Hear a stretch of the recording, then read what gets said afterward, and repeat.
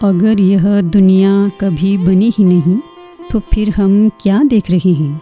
योग वशिष्ठ हमें दिखाते हैं कि यह सारा दृश्य संसार उसी तरह असंभव है जैसे आकाश में बसा वन।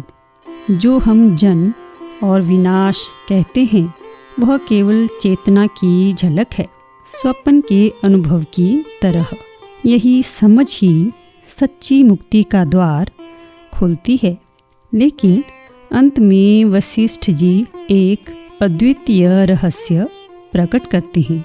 संपूर्ण जगत केवल आत्मा के खेल से ज्यादा कुछ नहीं। 11वां सर्ग। सतरूप अधिष्ठानवश प्रलय काल में भी जगत की सत्ता का प्रतिपादन और स्वतः तो सृष्टि काल में भी उसकी सत्ता के अभाव का प्रतिपादन। प्रलय काल में यह जगत है, इस प्रकार विशेष रूप सत्ता से जगत की निवृत्ति होने पर भी ब्रह्म रूप सामान्य सत्ता के अवशिष्ट रहने से जगत की ब्रह्म रूप से सत्ता भले ही हो, किंतु सृष्टि काल में तो जगत की प्रलय काल से विलक्षणता सबको स्पष्ट ही दिखाई देती है। अतः जगत की स्वतंत्र सत्ता भी दूसरी माननी ही पड़ेगी। ऐसी अवस्था में उक्त स्वतंत्र सत्ता से युक्त जगत ब्रह्म में वर्तमान न होता हुआ अन्यत्र स्थित है। ऐसी संभावना भी नहीं रोकी जा सकती, क्योंकि आप पहले ना भावो विद्यते सतः से सत की असत्ता का स्वयं वारण कर चुके हैं।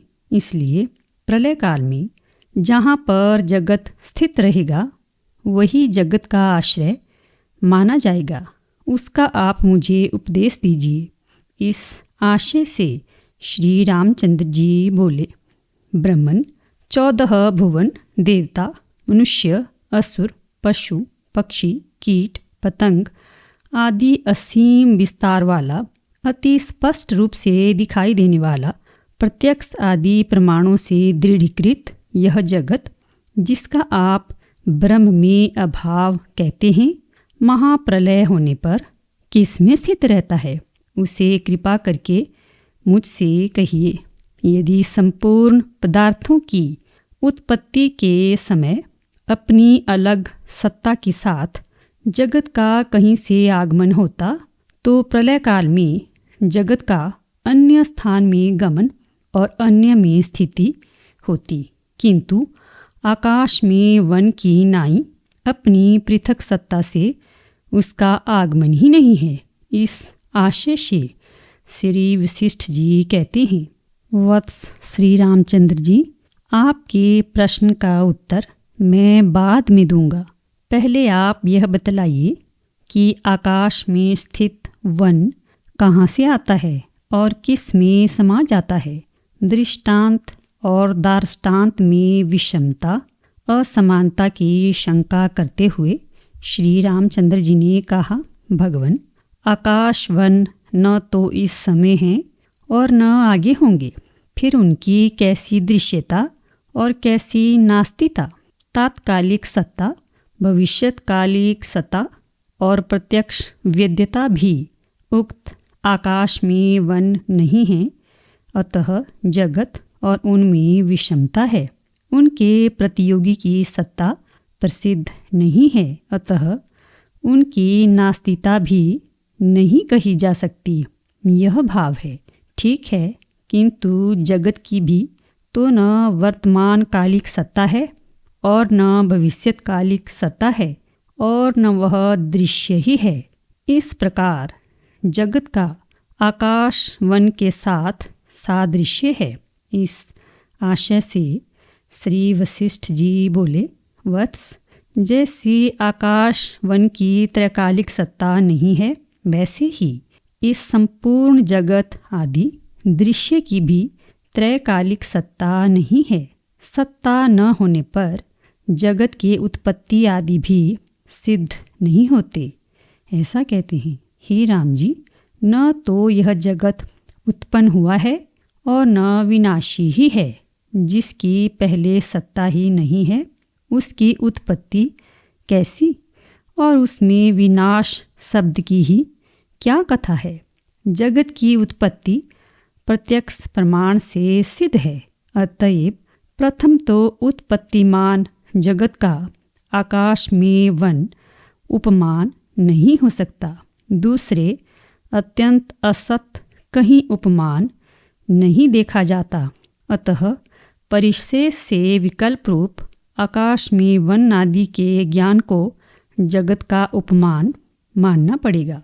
श्री रामचंद्र जी ने कहा, भगवान, आकाश वृक्ष की तो कल्पना होती ही है।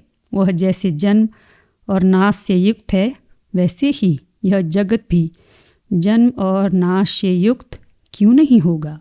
आकाश वृक्ष का ज्ञान विकल्प रूप उपमान हो सकता यदि वह उपमेय रूप जगत के बीच में न पड़ा होता। उपमेय रूप जगत के मध्य पतित होने पर वह उपमान नहीं हो सकता।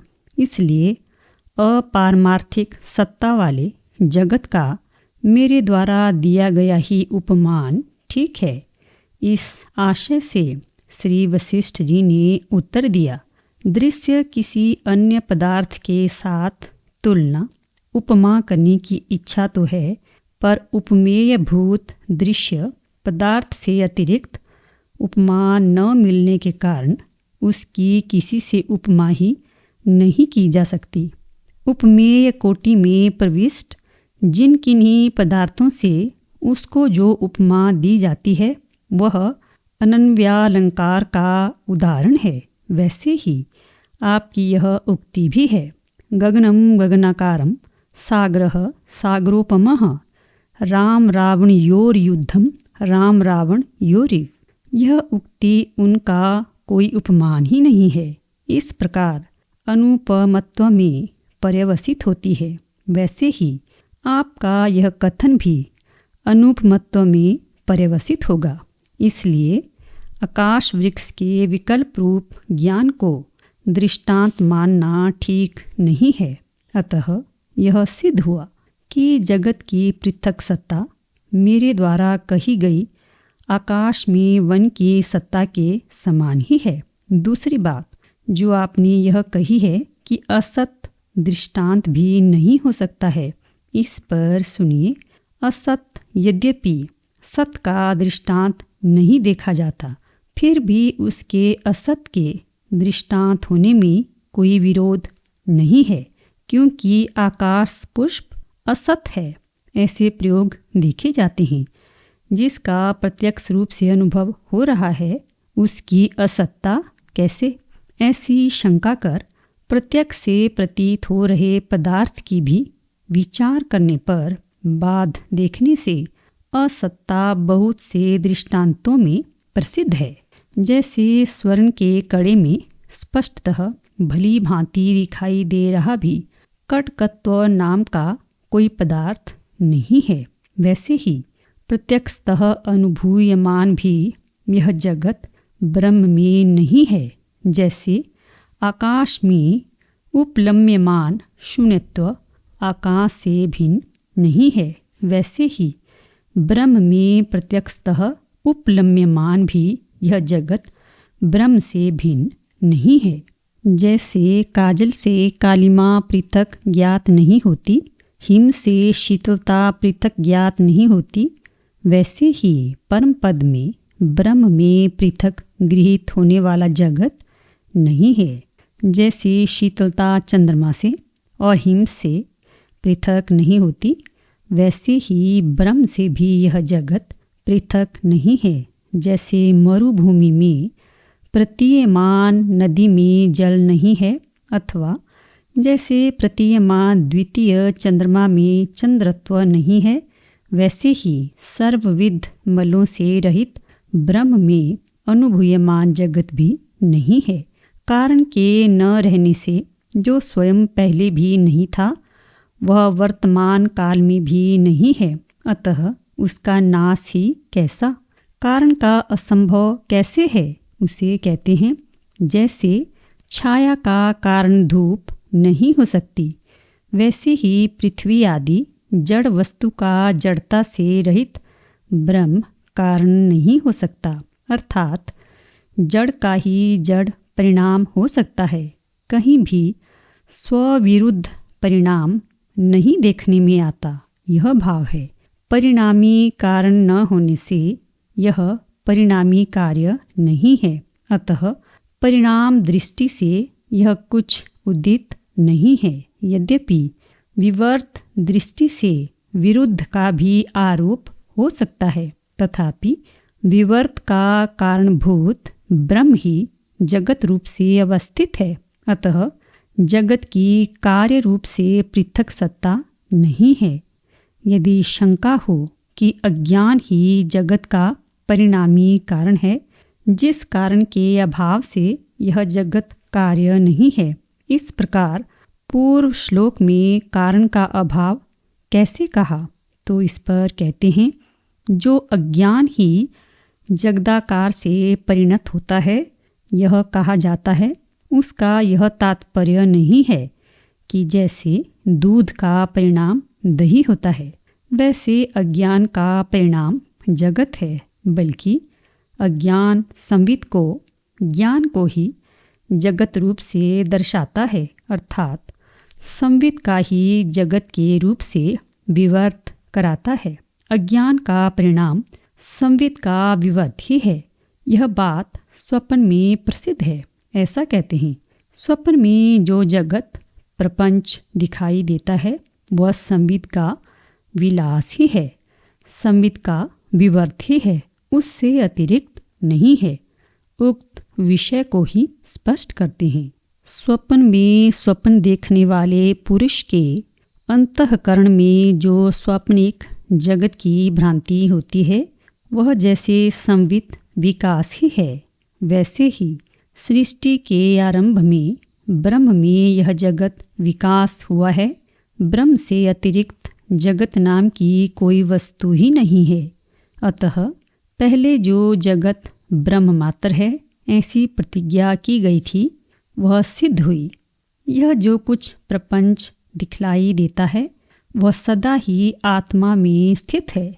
न तो यह कभी कुछ भी उदित होता है और न कभी तनिक भी नष्ट होता है। जैसे द्रवत्व जल है, तरलता और जल में कोई भेद नहीं है। जैसे स्पंदन वायु है, कंपन और वायु में भेद नहीं है। और जैसे प्रकाश आभास है, प्रकाश और आभास में कोई अंतर नहीं है, वैसे ही ये तीनों जगत ब्रह्म ही हैं।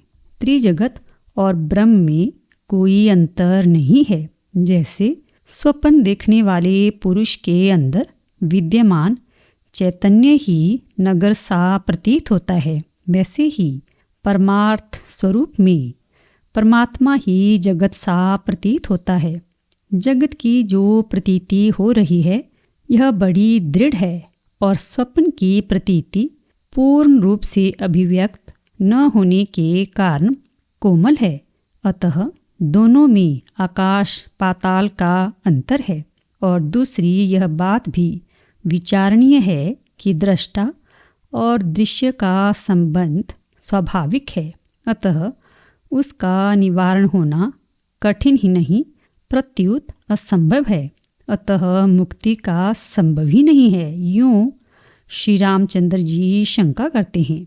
श्री रामचंद्र जी ने कहा, ब्रह्मन, यदि यह दृश्य रूपी विष पूर्वोक्त रीति से स्वप्न की प्रतीति के समान मिथ्या है, तो यह इतनी सुदृढ़ प्रतीति से युक्त कैसे हो गया? अर्थात प्रलय होने तक इसमें ऐसी सुदृढ़ प्रतीति रहती है कि व्यवहार में किसी प्रकार की गड़बड़ी नहीं होने पाती। इसका क्या कारण है?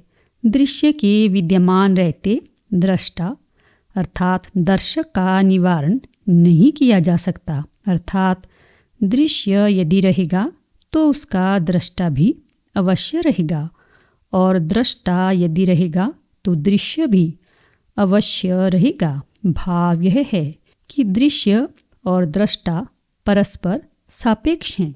दृश्य तभी कहा जा सकता है जबकि उसका दर्शक हो, और दृष्टा तभी कहा जा सकता है जबकि उसके दर्शन का विषय दृश्य हो। दृश्य और दृष्टा दो में से एक के अस्तित्व में दोनों का बंधन है, और दोनों में से एक का भी क्षय हो जाए तो दोनों की मुक्ति हो जाती है। पर ऐसा होना ही असंभव है। क्यों असंभव है? यदि ऐसी कोई शंका करे तो इस पर कहते हैं, जब तक मूला विद्या के विनाश से दृश्य के आत्यंतिक क्षय का सर्वथा उच्छेद का ज्ञान न हो, तब तक दृष्टा में दृश्यत्व का अस्तित्व अनिवार्य है। इसलिए मुक्ति नहीं हो सकती। यदि कोई कहे कि दृश्य के आत्यंतिक क्षय का परिज्ञान भले न हो, उसकी क्या आवश्यकता है, किंतु उत्पन्न हुए दृश्य का विद्या से विनाश हो, तो इस पर कहते हैं, यदि दृश्य प्रपंच की पहले उत्पत्ति और पीछे उसका विनाश मानो, तो संस्कार रूप से स्थित दृश्य का पुनः पुनः उद्भव रूप अनर्थकारी बंध कभी विनष्ट ही नहीं हो सकता। दृश्य प्रदेश के परित्याग से ही दृश्य के असंभव की उपपत्ति हो, अर्थात जहाँ पर दृश्य नहीं है वहाँ पर दृश्य के असंभव की उपपत्ति हो। इस शंका का समाधान स्वयं आप ही पहले कर चुके हैं।